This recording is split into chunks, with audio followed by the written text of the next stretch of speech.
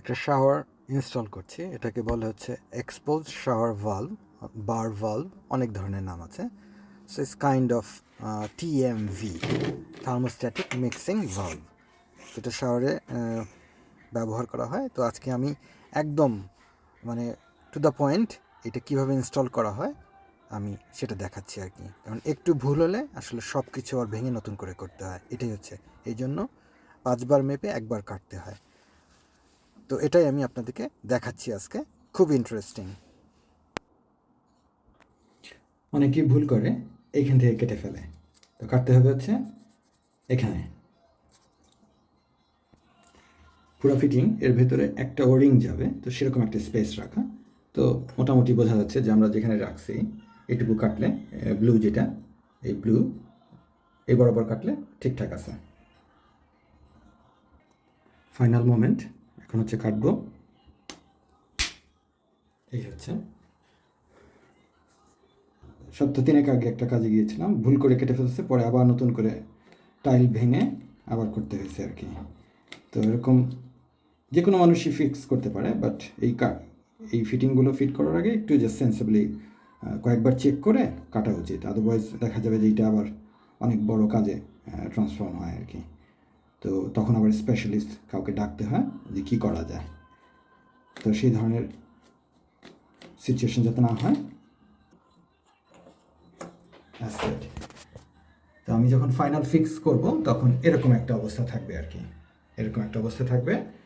আর অবশ্যই অবশ্যই এখানে যে ওয়াল ফিটিং আছে স্ক্রু, এটা যেন কখনোই এরকমভাবে না করা হয় আর কি। মানে পাইপ কীভাবে রান করা হয়েছে আন্ডার দ্য টাইল, এটা হচ্ছে অনেক ইম্পর্টেন্ট। এরকমভাবে যদি আমি এখানে ড্রিল করি তাহলে পাইপ আমি ফুটো করে ফেলছি, আবার সে আমাকে নতুন করে এগুলো ভেঙে নতুন করে করতে হবে। সো স্ক্রু লাগানোর তেমন কোনো দরকার নাই, বিকজ এখানে যে ওয়ারিং আছে, আর যেহেতু এটা একটা মানে মেটাল পাইপ, কপার পাইপ, এটা খুবই স্ট্রং। তো জাস্ট অপোজিট পাইপের ডিরেকশন যেদিকে, সেদিক থেকে সরিয়ে যেখানে পাইপ নয় সেই সমস্ত জায়গাতে ফুটা করা। যেহেতু আপনি নিজে টাইল করেছেন, আপনি জানেন যে পাইপটা কীভাবে রান করা হয়েছে। খুব সিম্পল, এখানে দুইটা, অথবা যদি পাইপ এদিক দিয়ে আসে তাহলে এটাকে ঘুরাই দিতে হবে, যেই ডিরেকশনে পাইপ সেখান থেকে চলে যেতে হবে। অ্যাটলিস্ট স্ক্রু দেওয়া ভালো, যেহেতু মেটাল যে শাওয়ার থার্মোস্ট্যাটিক মিক্সিং ভালভ যেটা, সেটা বেশ হেভি আর কি। বেস্ট হচ্ছে একটা সলিড মানে ফিটিং করা আর কি। এখন আমি নেক্সট এটা কাটবো। এখন সেকেন্ডটা কাটছি খুব জেন্টলি। আপনার সবচেয়ে ভালো যেই উইল চপার, কপার চপার, সেটা দিয়ে আপনার করা উচিত। অথবা যদি মানে ফ্রেশ একটা ব্লেড দিয়ে করা, কারণ কোনো কারণে যদি এটা মিস হয়, না কাটে, অনেক সময় হয়ে যায় আর কি কাটতে গেলে।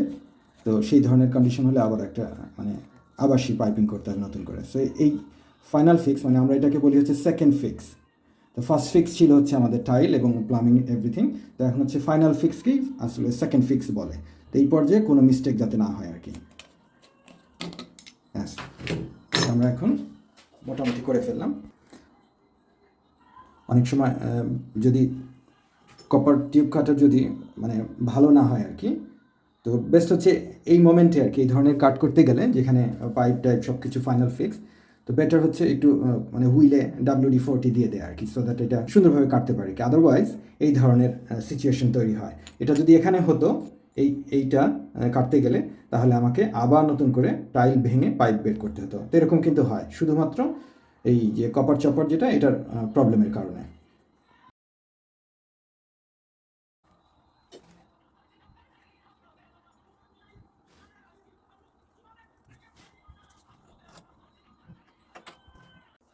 ড্রিল ড্রিল বিট টাইলসের জন্য ডিফারেন্ট। তো নর্মাল ড্রিল বিট দিয়ে কখনো টাইল ফুটো করা যায় না, পোর্সিলিন টাইল কিংবা যে কোনো টাইল ফেটে যায় আর কি।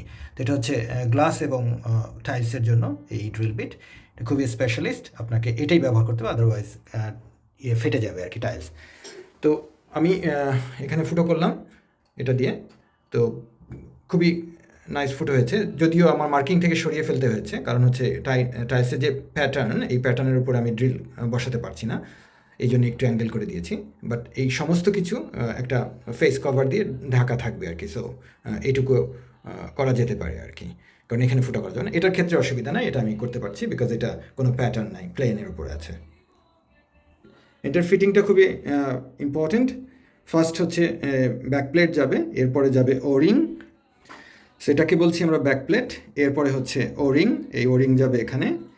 এরপরে আপনি পিটিএফই দিতে পারেন, অথবা মানে পিটিএফই টেপও দিতে পারেন, অথবা পেস্ট ফরম্যাটে যে জয়েন্টিং কম্পাউন্ড আছে সেটা দিয়ে ফাইনালি এই এই নাটটা যাবে হচ্ছে এটার উপরে। তো এটা যখন আপনি টাইট দিচ্ছেন তখন ওই ওরিংটা কম্প্রেস হয়ে ওয়াটার টাইট সিল তৈরি করতেছে। তো এটাই হচ্ছে মেইন ট্রিক আর কি এই ধরনের শাওয়ারের ক্ষেত্রে। তো এটা খুবই কেয়ারফুলি করতে হবে।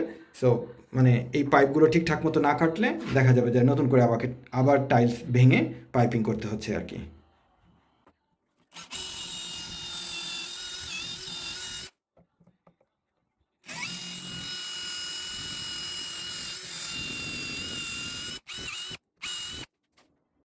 ব্যাকপ্লেট লাগানো হয়ে গেছে, ওয়াল প্লেট। এখন এটাকে আমি সিমিলার মেটেরিয়াল দিছি, কারণ অনেকগুলো মানে সূক্ষ্ম ব্যাপার। তারপর ডিসিমিলার মেটেরিয়াল হলে যেটা হয় যে ইলেকট্রোলাইটের মাধ্যমে এটা নষ্ট হয়ে যায় আর কি।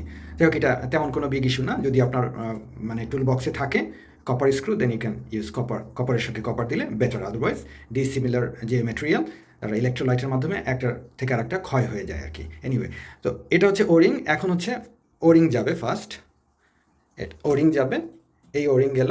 এরপরে হচ্ছে আমরা এই হচ্ছে ওরিং। এটা যখন আমরা টাইট করবো তখন এটা ক্র্যাশ হয়ে ওয়াটার টাইট সিল করবে। তো এই হচ্ছে ওরিং, আমরা ওরিং দিয়ে দিলাম। এরপরে এটাকে একটু পিটিএফই টেপ দেবো। পিটিএফই টেপ দিয়ে র্যাপ করে এটাকে আমরা যখন টাইট দেবো তখন আসলে এটা ডাবল সিল হয়ে গেল আর কি। একটা হচ্ছে আমরা এই পিটিএফই, এবং এটা হচ্ছে ওয়াটার জন্য অ্যাপ্রুভড আর কি। এরপরে আমরা দেবো হচ্ছে ব্যাকনাট, যেটার সঙ্গে এসে আমাদের মেইন শাওয়ারটা লাগবে আর কি। তো এটাকে আমরা ম্যাক্সিমাম টাইট দেবো, যতটুকু দিলে ওয়াটার টাইট সিল হয় সেরকম, একদম মানে হ্যান্ড টাইট। তো টাইট দিব এমনভাবে যাতে কোনোভাবে মানে ওভার টাইট কোনো দরকার পড়ে না, যেহেতু আমাদের পিটিএফই এবং ওরিং আছে, তেমন কোনো সমস্যা হবে না আর কি। এখন এটাকে মানে খুব বেশি টাইট দিতে হবে না, মোটামুটি টাইট, যতক্ষণ পর্যন্ত আপনি আপনার স্প্যানারটা মানে এক্সট্রা ফোর্স না দিয়ে টাইট করা যায় আর কি। এই ধরনের টাইট করতে হবে।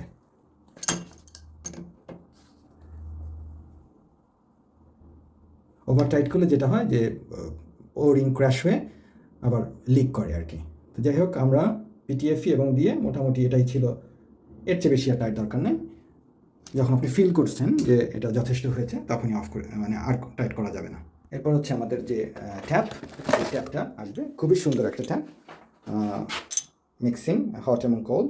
তো আমাদের হট হচ্ছে এটা আর কি, এটা হচ্ছে হট, এটা হচ্ছে কোল্ড। স্টিল আমি পাইপ ইন্টারচেঞ্জ করতে পারবো, বাট যেহেতু হেড শাওয়ার যেটা সেটা হচ্ছে নিচের দিকে থাকবে, সো এভাবে হচ্ছে আপনার ফিট করতে হবে আর কি। তো আমাদের হট এবং কোল্ডের সাইন দেওয়া আছে, রেড এবং ব্লু। তো এই পর্যায়ে আপনাকে অবশ্যই এগুলি খেয়াল করে ইনস্টল করতে হবে কোথায় কোনটা যাবে আর কি। খুবই সুন্দর ট্রাইটন ট্যাপ, এবং এটা 10 ইয়ার্স ওয়ারেন্টি আছে। কোনো কারণে ফেল করলে খুলে নিয়ে গেলে আবার ফেরত দিয়ে দেবে। ব্যাকপ্লেট যেটা, সেটার কভার, যাতে এটা মানে এত সুন্দর ট্যাপ আপনি যদি পাইপওয়ার্ক দেখা যায় তখন তাহলে এটা ঠিক হলো না আর কি। তো এটাকে আপনি ফিক্স করবেন। অ্যাডজাস্টেবল, আপনি হাইট করা যাবে, যেহেতু আমরা সব কিছু মেজারমেন্ট করে করেছি, এটা খুবই স্ন্যাক ফিটিং হবে আর কি। এই হচ্ছে অবস্থা।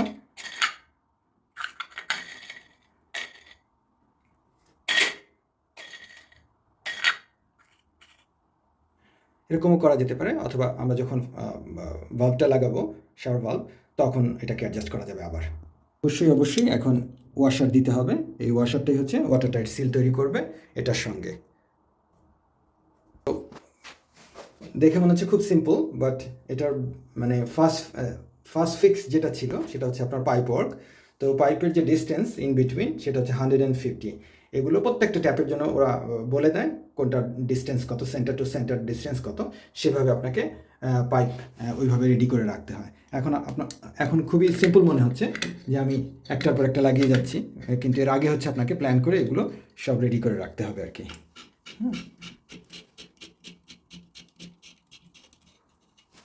ওকে, তো এটাকে লেভেল করা হয়েছে।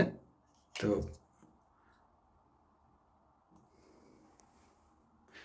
মোটামুটি লেভেল, এখানে এরর বলা যেতে পারে যে 1 মিলিমিটার, 1 মিলিমিটার যখন আমি দিচ্ছি, ওয়েজ দিচ্ছি, তখন এটা একদম মানে সেন্টারে চলে আসছে।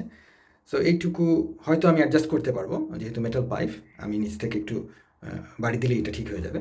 বাট 1 মিলিমিটার ওয়াঙ্কি এটা আসলে তেমন কোনো বিষয় না, বিকজ সব লাইনের সঙ্গে ম্যাচ করছে আর কি।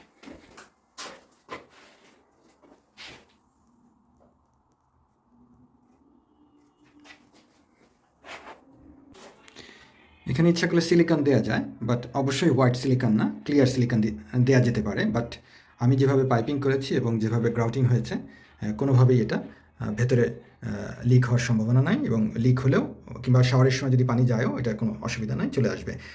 যদি আপনি খুবই কনসার্ন হন, এই ক্ষেত্রে ক্লিয়ার যে সিলিকন আছে, ক্লিয়ার সিলিকন ইউজ করা যেতে পারে। সো মিক্সিং ভালভ ইনস্টল হয়ে গেছে, এখন ওই জাস্ট এটা দাঁড়িয়ে শাওয়ার নেওয়ার ব্যবস্থার জন্য হেড রাইজার ওইটাকেও কানেক্ট করছি আর কি, জাস্ট অ্যালাইন করে ড্রিল করে হেড রাইজার কানেক্ট করে দেয়া। আসলে বাসাটা যার, সে হচ্ছে একজন পেডিয়াট্রিক কনসালটেন্ট, খুবই খুঁতখুঁতে মানুষ, মানে সে হচ্ছে পারফেকশনিস্ট আর কি। সো উনি নিজের বাসাতেও যেমন আসলে এটা আসলে বানাচ্ছি হচ্ছে আমরা ভাড়াটিয়ার জন্য, সেই ভাড়াটিয়ার জন্য এই সমস্ত ব্যবস্থা। এমনও সময় হয়েছে, এমনও কিছু কিছু ঘটনা ঘটেছে যে উনি কিনে নিয়ে আসছে, লাগানোর পরে ওনার পছন্দ হয়নি, আবার খুলে নতুন আরেকটা লাগিয়েছে আর কি। এই ধরনের আর কি খুঁতখুঁতে মানুষ, ভদ্রলোক কনসালটেন্ট, এবং আমার অলমোস্ট অনেক দিনের কাস্টমার আর কি। তো তার এই বাসাটা কাজ করছি, এটা আসলে আমার ছিল লকডাউনের সময়, যখন সব কিছু বন্ধ ছিল, আমি এখানে যে কাজ করতাম, এবং পুরো বাথরুমটা এই একদম ভেঙে আবার নতুন করে বানানো হয়েছে আর কি। সব কিছু আমার নিজের হাতে করা। তো আজকে এর পরের ভিডিও একটা দেখাবো যে আমি কিভাবে বাথরুম টাইলিং করি এবং অন্যান্য ইয়ে মানে সব কিছু আমি কীভাবে ইনস্টল করি, এরপরেও আরেকটা দেখাবো। আজকে দেখালাম হচ্ছে একদম, এটা হচ্ছে শুরু থেকে স্টেপ বাই স্টেপ কী করে এই শাওয়ার ভালভ ইনস্টল করা যায়। Thank you very much.